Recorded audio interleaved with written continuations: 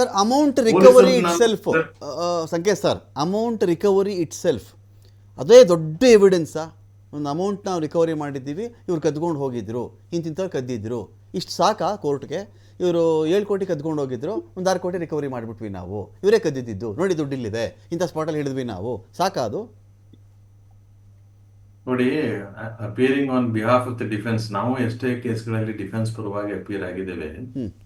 ಅವು ಕೆಲವೊಂದನ್ನ ನಾವು ಮಾಧ್ಯಮದ ಎದುರುಗಡೆ ಅಥವಾ ಸಾರ್ವಜನಿಕರಿಗೆ ಗೊತ್ತಾಗುವಂಗೆ ಇಲ್ಲಿ ಹೇಳಬಾರ್ದು. ಆದ್ರೂ ನೀವು ಕೇಳಿದ್ರಿ, ಅಷ್ಟಕ್ಕೆ ಸೂಕ್ಷ್ಮವಾಗಿ ಎಷ್ಟು ಹೇಳಬೇಕು ಅಷ್ಟು ಹೇಳ್ತೀನಿ.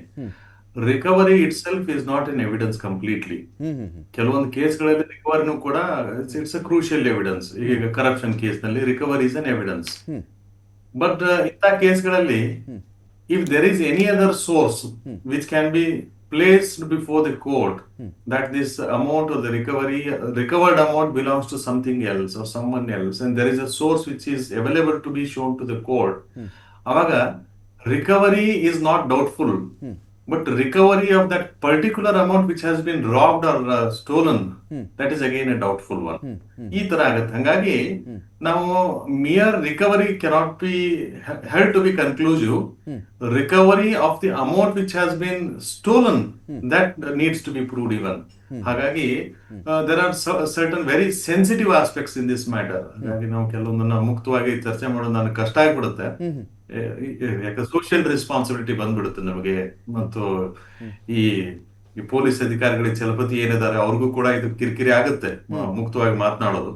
ಇರ್ಲಿ, ಬಟ್ ಇವೆಲ್ಲಾ ವಿಚಾರಗಳನ್ನ ನಾವು ಗಂಭೀರವಾಗಿ ನಾವು ಪರಿಗಣನೆ ತೆಗೆದುಕೊಂಡಾಗ ಈ ಸಾರ್ವಜನಿಕ ವಲಯದಲ್ಲಿ ಜನರ ಸಹಾಯ ಎಲ್ಲಿವರೆಗೆ ಸಿಗೋದಲ್ವೋ, ಅಥವಾ ಡಿಪಾರ್ಟ್ಮೆಂಟ್ ಸಹಾಯ ಬೇರೆ ಬೇರೆ ಎಲ್ಲಿವರೆಗೆ ಸಿಗಲ್ವೋ. ಜನರ ಸಹಾಯ ಕೇಳೇ ಇಲ್ಲ ಇವರು ಸಂಕೇತ್ ಸರ್. ಈ ರಾಬರಿಲಿ ಜನಗಳ ಸಹಾಯ ಕೇಳಿಲ್ಲ, ಬಾಯಿ ಬಡ್ಕೊಂಡಿಲ್ಲ, ಅಟ್ಲೀಸ್ಟ್ ಕಿರ್ಚಾಡಿಲ್ಲ. ಇವರಲ್ಲಿ ಯಾರೂ ಕಿರ್ಚಿಲ್ಲ ಸರ್. ಇವರು ಒಂದು ರಾಬರಿ ಆಗಬೇಕಾದ್ರೆ ಸಣ್ಣ ಮಟ್ಟದ ಒಂದು ಕಿರ್ಚಾಡಿರಲ್ವಾ?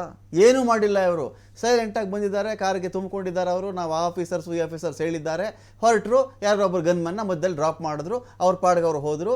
ಅವ್ರು ಹೊಸೂರು ಕಡೆ ಹೋದರು ಅಥವಾ ಎಲ್ಲ ಗಡಿಗಳನ್ನು ದಾಟ್ಕೊಬಿಡ್ಲಿ ಅಂತ ಅವ್ರು ಕಾಯ್ತಾ ಇದ್ರು. ಆಮೇಲೆ ಪಾಪ ನಮ್ಮ ವ್ಯವಸ್ಥೆಯಲ್ಲಿ ಪೊಲೀಸರು ಅಂತ ಒಂದಿದೆ ಅಂತ 3/4 ಗಂಟೆ ಆದ್ಮೇಲೆ ನೆನಪಾಗಿ ಆಮೇಲೆ ಇನ್ಫಾರ್ಮ್ ಮಾಡಿರೋ ರೀತಿಲಿ ಇನ್ಫಾರ್ಮ್ ಮಾಡಿದ್ದಾರೆ ಸರ್. ಏನು ಮಾಡ್ಬೇಕು ಹೇಳಿ ಸಾರ್ವಜನಿಕರ ಈ ಕೇಸಲ್ಲಿ? ನೋಡಿ, ಸಾರ್ವಜನಿಕರಿಗೆ ಅವ್ರದ್ದೇ ಆದ ಕೆಲಸದ ರಗಳೆಗಳು ಸಿಕ್ಕಾಪಟ್ಟೆ ಇರ್ತಾವೆ, ಅವ್ರ ತಲೆ ಕೆಡಿಸ್ಕೊಳಕ್ ಹೋಗಲ್ಲ. ಅದು ಮೊದಲೇ ಸಮಸ್ಯೆ ಬೆಂಗಳೂರಲ್ಲಿ ಆಗಿರೋದು. ಚಲಪತಿ ಅವರು ಒಂದು ಮಾತು ಹೇಳಿದ್ರು, ನಾಕಾಬಂದಿ ಮಾಡಬಹುದಾಗಿತ್ತು, ಅನುಕೂಲ ಆಗ್ತಿತ್ತು ಅಂತ ಹೇಳಿ. ಅದು ಒಪ್ತೇನೆ. ಆದ್ರೆ ನಾಕಾಬಂದಿ ಮಾಡಿದ್ರೆ ಬೆಂಗಳೂರು ತುಂಬಾ ಟ್ರಾಫಿಕ್ ಜಾಮ್ ಆಗಿರೋದು. ಎಲ್ಲಾ ನ್ಯೂಸ್ ಚಾನೆಲ್ ದಲ್ಲಿ ಬೆಂಗಳೂರು ಟ್ರಾಫಿಕ್ ಮ್ಯಾನೇಜ್ಮೆಂಟ್ ಸರಿ ಇಲ್ಲ ಅಂತ ಅಲ್ಲಿವರೆಗೆ ಬಂದಿರೋದು. ಯಾಕಂದ್ರೆ ಅಲ್ಲಿವರೆಗೆ ಇದೊಂದು ರಾಬರಿ ಆಗಿದೆ, ಮತ್ತೊಂದಾಗಿದೆ, ಅದು ಗೊತ್ತಿರ್ತಿರ್ಲಿಲ್ಲ ಜನಕ್ಕೆ. ಅದೊಂದು ರಗಳೆ ನ್ಯಾಷನಲ್ ನ್ಯೂಸ್ ಆಗಿರೋದು. ಬೆಂಗಳೂರಿನಲ್ಲಿ ಇಷ್ಟೊಂದು ಗಾಡಿಗಳು ನಿಂತಿದಾವೆ, ಡ್ರೋನ್ ವಿಡಿಯೋ ಆಗಿ ತುಂಬಾ ಹರಿದಾಡುದು, ಇಡೀ ಜಗತ್ತಿನ ತುಂಬಾ ಸರ್ಕ್ಯುಲೇಟ್ ಆಗೋ. ಚಲಪತಿ ಅವ್ರು ಹೇಳೋದು ಒಪ್ತೇನೆ, ನಾನು ಒಪ್ತೇನೆ ಆ ವಿಚಾರಗಳನ್ನ. ಆದ್ರೂ ಇಂಟರ್ ನ್ಯಾಷನಲ್ ಇಮೇಜ್ ಏನಾಗುತ್ತೆ ಬೆಂಗಳೂರು ಬಗ್ಗೆ? ಇಲ್ಲಿ ಹೋಗೋ ಪರಿಸ್ಥಿತಿ ಇಲ್ಲ. ಈ Bengaluru is not A place for investment. It is supporting traffic jam. ಇದಕ್ಕೆ ಸಂಬಂಧಪಟ್ಟಂತದ್ದು ಏನು ಪೀಕ್ ಅವರ್ ಆಗಿಲ್ಲ ಸರ್. ಬೆಳಿಗ್ಗೆ ಆಫೀಸ್ಗೆ ಹೋಗೋ ಟೈಮು, ಸಾಯಂಕಾಲ ಆಫೀಸ್ ಬಿಟ್ಟಿರೋ ಟೈಮು ಅಲ್ಲ ಇದು. ಮಠ ಮಧ್ಯಾಹ್ನ ಅಂತದ್ದು ಇರಲ್ಲ. ಇಂಥ ಒಂದು ಅನುಮಾನಾಸ್ಪದ ಗಾಡಿ, ಇಂಥ ಒಂದು ಇನೋವಾ, ಇಂಥ ಒಂದು ನಂಬರು, ಈ ಥರದೊಂದು ಆಗಿದೆ ಅಂತ ಅಷ್ಟು ಇನ್ಫಾರ್ಮೇಷನ್ ಸಸ್ಪೆಕ್ಟೆಡ್ ಇನೋವಾನ ಒಂದಷ್ಟು ಟ್ರೇಸ್ ಮಾಡ್ಕೊಂಡಿದ್ರು ಆಗಿತ್ತಲ್ಲ ಸರ್. ಬೇಸ್ಡ್ ಆನ್ ಆ ರೂಟಲ್ಲಿ. ನಾನು ಎಕ್ಸ್ಪರ್ಟ್ ಅಲ್ಲದಿರ್ಬೋದು ಈ ವಿಚಾರದಲ್ಲಿ, ಒಂದು ಪ್ರಾಥಮಿಕ ಜ್ಞಾನದಲ್ಲಿ ಮಾತಾಡ್ತಾ ಇದ್ದೀನಿ ಈ ವಿಚಾರದಲ್ಲಿ. ಎಲ್ಲ ಕಾರು, ಬಸ್ಸು ಅದೆಲ್ಲ ಮಾಡೋ ಅವಶ್ಯಕತೆ ಇರಲಿಲ್ಲ. ಇನೋವಾ ಬಂತ, ಇಂಥ ಬಣ್ಣದಪ್ಪ ಅವನು ಹೇಳ್ತಾನಲ್ಲ, ಅವನು ಇಂಥ ಬಣ್ಣದ ಕಾರ್ ಇತ್ತು ಸರ್, ಈ ಥರ ಜನ ಇದ್ರು, ಇಂಥ ಡ್ರೆಸ್ಸಲ್ಲಿ ಅವರು ಇದ್ರು ಹೇಳ್ತಾನೆ ಅವನು. ಡ್ರೈವರ್ ಹೇಳಬೇಕಾಗತ್ತೆ ಅವನು ಅದನ್ನು. ಅವಾಗ ಇಂಥ ಇನೋವಾ ಹುಡುಕ್ರಪ್ಪ ನೀವು, ಇಂಥ ಬಣ್ಣದ ಕಾರು, ಮುಗಿದೋಯ್ತಲ್ಲ.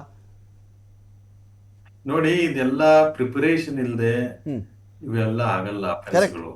ಇದಕ್ಕೆ ಲಾರ್ಜ್ ಪ್ರಿಪರೇಷನ್ ಇರ್ತದೆ, ಬ್ಯಾಕ್ ಗ್ರೌಂಡ್ ಪ್ರಿಪರೇಷನ್ ಆಗಿ ಆ ಪ್ರಕಾರ ನಾಟಕ ನಡೀತಾ ಇರ್ತದೆ. ಇದು ಒಂದೇ ತರ ನಡೀತವೆ, ನಡೆಯೋದಿಲ್ಲ ಅನ್ನೋದು ನಾವು ತಪ್ಪಾಗ್ತವೆ. ಒಂದು ಈ ನಿಮ್ಗೆ ಗೊತ್ತಿದೆ, ಕೊರೋನಾ ಟೈಮ್ ನಲ್ಲಿ ಅಥವಾ ಅದರ ನಂತರದ ಇಲೆಕ್ಷನ್ ಗಳ ಟೈಮ್ ನಲ್ಲಿ ಈ ಆಂಬ್ಯುಲೆನ್ಸ್ ನಲ್ಲಿ ದುಡ್ಡು ಸಾಗಾಣಿಕೆ ಆಗಿದ್ದು ಗೊತ್ತಿದೆ ನಮ್ಗೆ, ನೋಡಿದ್ದೇವೆ. ಆಂಬ್ಯುಲೆನ್ಸ್ ಅಂದಾಗ ಯಾರಿಗೂ ಅದರಲ್ಲಿ ಏನೋ ಎಮರ್ಜೆನ್ಸಿ ಇದೆ, ಪೇಷಂಟ್ ಇದ್ದಾರೆ ಅಂತಾನೆ ಎಲ್ಲರಿಗೂ ಭಾವನೆ ಬರುತ್ತೆ. ಅಥವಾ ಅದು ಸೈರನ್ ಹಾಕಿದಾಗ ಅವ್ರಿಗೆ ದಾರಿ ಬಿಡಬೇಕು ಅಂತಾನೆ ಅದ್ರ ಭಾವನೆ ಬರುತ್ತೆ ಎಲ್ಲರಿಗೂ, ರಸ್ತೆಯಲ್ಲಿ ಹೋಗ್ತಾ ಇದ್ದವ್ರಿಗೂ ಕೂಡ. ಅಥವಾ ಟೋಲ್ ಗೇಟ್ಗಳಲ್ಲೂ ಕೂಡ ದಾರಿ ಇಮಿಡಿಯೇಟ್ ಬಿಟ್ಟು ಕೊಡ್ಬೇಕು ಅನ್ನೋ ವ್ಯವಸ್ಥೆ ಬರ್ತದೆ.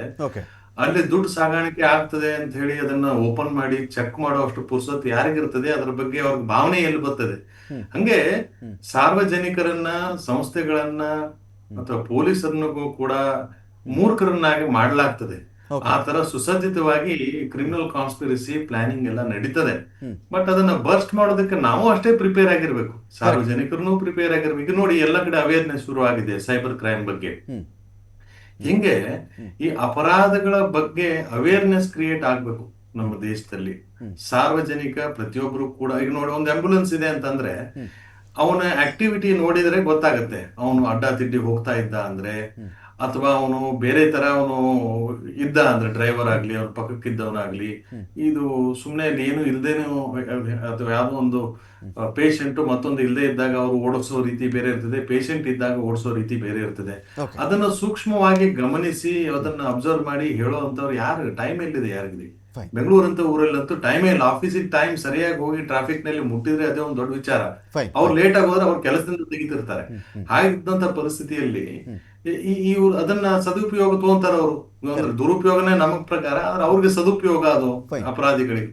ಹಾಗಾಗಿ ನಮ್ಮಲ್ಲಿ ಈ ಸರ್ವಿಲೆನ್ಸ್ ಸಿಸ್ಟಮ್ ಬಹಳ ಚೆನ್ನಾಗಿ ಇನ್ನೂ ಇಂಪ್ರೂವ್ಮೆಂಟ್ ಆಗ್ಬೇಕು ಅಂತ ನನ್ನ ಅಭಿಪ್ರಾಯ.